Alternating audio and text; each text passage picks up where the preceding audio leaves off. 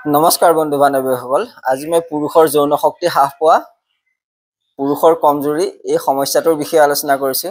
এই সমস্যাটো হ'লে কি লক্ষণ দেখা দিয়ে, কি কাৰণত এই সমস্যাটো হ'ব পাৰে আৰু কি হোমিওপেথিক মেডিচিন ব্যৱহাৰ কৰিলে এই সমস্যাটোৰ পৰা মুক্তি লাভ কৰিব পাৰি, এই সমূহ বিষয় লৈ আলোচনা কৰিছোঁ। পুৰুষৰ যৌন শক্তি হ্ৰাস পোৱা আৰু পুৰুষৰ কমজোৰিৰ মুখ্য কাৰণসমূহ হৈছে মানসিক কাৰণ, যেনে অতিৰিক্ত চিন্তা কৰা, ভয়, দুখ, আত্মবিশ্বাসৰ অভাৱ, ডিপ্ৰেশ্যন, মানসিক ক্লান্তি।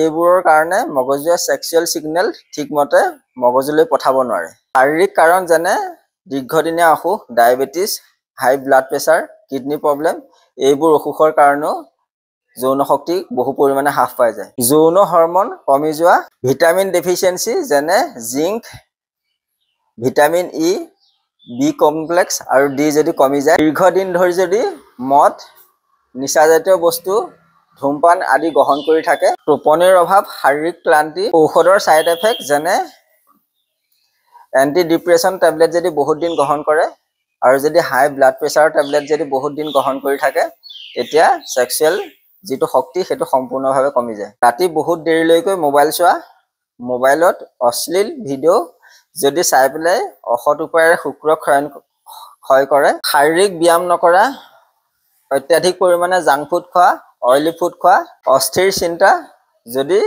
বহুত পৰিমাণে কামুক চিন্তা কৰি থাকে, এই কাৰণবোৰত যদি অসৎ উপায়েৰে শুক্ৰ ক্ষয় কৰে, তেতিয়া পুৰুষৰ যৌন শক্তি বহু পৰিমাণে কমি যায়। এইখিনি হৈছে মুখ্য কাৰণ। পুৰুষৰ যৌন শক্তি কমি যোৱা বা পুৰুষৰ কমজোৰিৰ মুখ্য লক্ষণ হৈছে পুৰুষৰ সহবাসৰ ইচ্ছা সমূলি কমি যায় বা সহবাসৰ ইচ্ছা নাইকিয়া হৈ যায়, যৌন সম্পৰ্কৰ সময়ত ভয় কৰা, আত্মবিশ্বাসৰ অভাৱ, ডিপ্ৰেশ্যন, লিংগৰ শক্তি একেবাৰে কমি যোৱা, খুব সহজেই বীৰ্যপাত হোৱা, সহবাসৰ শক্তি একেবাৰে কমি যোৱা, সহবাসৰ ইচ্ছা থাকিলেও সহবাস কৰিব নোৱাৰা, টোপনি কমকৈ অহা আৰু স্নায়ৱিক শক্তি একেবাৰে কমি যোৱা, এইখিনি হৈছে মুখ্য লক্ষণ। পুৰুষৰ যৌন শক্তি হ্ৰাস পোৱা বা পুৰুষৰ কমজোৰিত ব্যৱহাৰ হ'বলগীয়া হোমিওপেথিক মেডিচিনখিনিৰ ভিতৰত প্ৰথম হোমিওপেথিক মেডিচিনটো হৈছে এগনাছ। যদি পুৰুষৰ যৌন শক্তি সম্পূৰ্ণভাৱে হ্ৰাস পায়, পুৰুষৰ সহবাসৰ ইচ্ছা থাকিলেও যদি লিংগত শক্তি সম্পূৰ্ণভাৱে নাইকিয়া হৈ যায়, লিংগ নৰম আৰু ঢিলা হৈ যদি পৰে, বীৰ্যপাত হ'লেও যদি লিংগত কোনো ধৰণৰ অনুভূতি নাহে, অসাৰে যদি বীৰ্যপাত হৈ থাকে, বীৰ্য যদি অত্যাধিক পানীৰ দৰে পাতলা হয়, ৰোগীৰ যদি অত্যাধিক চিন্তা হয়, আত্মবিশ্বাসৰ যদি একেবাৰে অভাৱ হৈ পৰে, নিজৰ সক্ষমতাৰ ওপৰত যদি বিশ্বাস নাইকিয়া হয়, টোপনি যদি একেবাৰে কমি আহে, প্ৰেছাৰ যদি একেবাৰে কমি যায়, ল' প্ৰেছাৰ যদি হৈ যায়, যদি এই লক্ষণবোৰ থাকে, তেতিয়া এগনাছ অত্যন্ত উপযোগী ঔষধ হিচাপে ব্যৱহাৰ হয়। পুৰুষৰ যৌন শক্তি কমি যোৱাত ব্যৱহাৰ হ'বলগীয়া হোমিওপেথিকৰ অন্য এটা গুৰুত্বপূৰ্ণ মেডিচিন হৈছে কালাডিয়াম।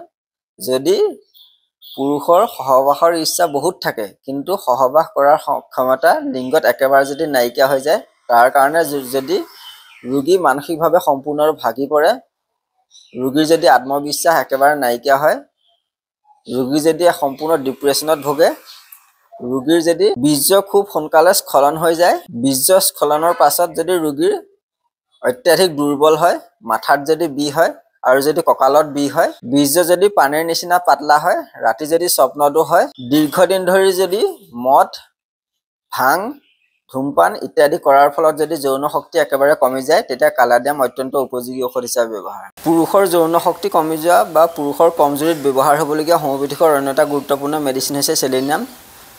যিবোৰ পুৰুষৰ যৌন কামনা অত্যাধিক প্ৰবল কিন্তু লিংগত শক্তি একেবাৰে নাথাকে, সহবাসৰ ইচ্ছা আহিলে যদি বীৰ্য স্খলন হৈ যায়, বীৰ্য যদি পানীৰ নিচিনা পাতলা হয়, ৰোগীৰ যদি মাথা ঘূৰোৱা, দৃষ্টিশক্তি যদি কমি যায়, কাম ইচ্ছা নিয়ন্ত্ৰণ কৰিব নোৱাৰা, স্বপ্নদোষ, বীৰ্যপাতৰ পিছত মাথাৰ ভাৰী বোধ, কঁকালত বিষ আৰু যদি ক্লান্তি আহে, তাৰ লগত যদি ল' ব্লাড প্ৰেছাৰ থাকে, তেতিয়া চেলেনিয়াম অত্যন্ত উপযোগী ঔষধ হিচাপে ব্যৱহাৰ হয়। পুৰুষৰ যৌন শক্তি কমি যোৱাত ব্যৱহাৰ হ'বলগীয়া হোমিওপেথিকৰ অন্য এটা গুৰুত্বপূৰ্ণ মেডিচিন হৈছে এচিড ফছ।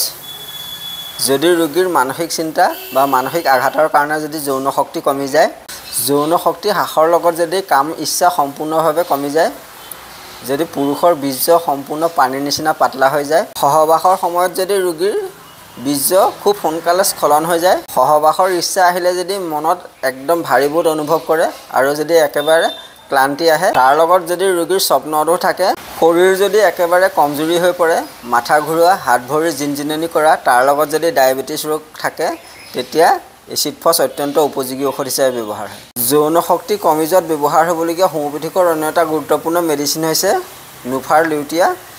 যদি পুৰুষৰ যৌন ক্ষমতা বা পুৰুষৰ যৌন ইচ্ছা সম্পূৰ্ণভাৱে নাইকিয়া হৈ যায়, তেতিয়া নুফাৰ লিউটিয়া অত্যন্ত উপযোগী ঔষধ। পুৰুষৰ যৌন শক্তি কমি যোৱাত ব্যৱহাৰ হ'বলগীয়া হোমিওপেথিকৰ অন্য এটা গুৰুত্বপূৰ্ণ মেডিচিন হৈছে জিনচেং। যিসকল ৰোগীৰ যৌন শক্তি একেবাৰে কমি যায়, সহবাসৰ ইচ্ছা প্ৰবল থাকে, কিন্তু সহবাস কৰিবলৈ যি যৌন শক্তি লাগে সেই শক্তি একেবাৰে নাইকিয়া হৈ যায়, ঠাণ্ডা পৰিৱেশ অসহ্য, যদি এই লক্ষণবোৰ পোৱা যায়, তেতিয়া জিনচেং অত্যন্ত উপযোগী ঔষধ হিচাপে ব্যৱহাৰ হয়। এইখিনিয়ে আছিলে পুৰুষৰ যৌন শক্তি কম হোৱাত ব্যৱহাৰ হ'বলগীয়া হোমিওপেথিক মেডিচিন। আপোনালোকে যদি মোৰ ভিডিঅ'টো চাই ভাল পাইছে, প্লিজ লাইক, কমেণ্ট আৰু ছাবস্ক্ৰাইব কৰি দিব। ভিডিঅ'টো চোৱাৰ বাবে ধন্যবাদ। নমস্কাৰ।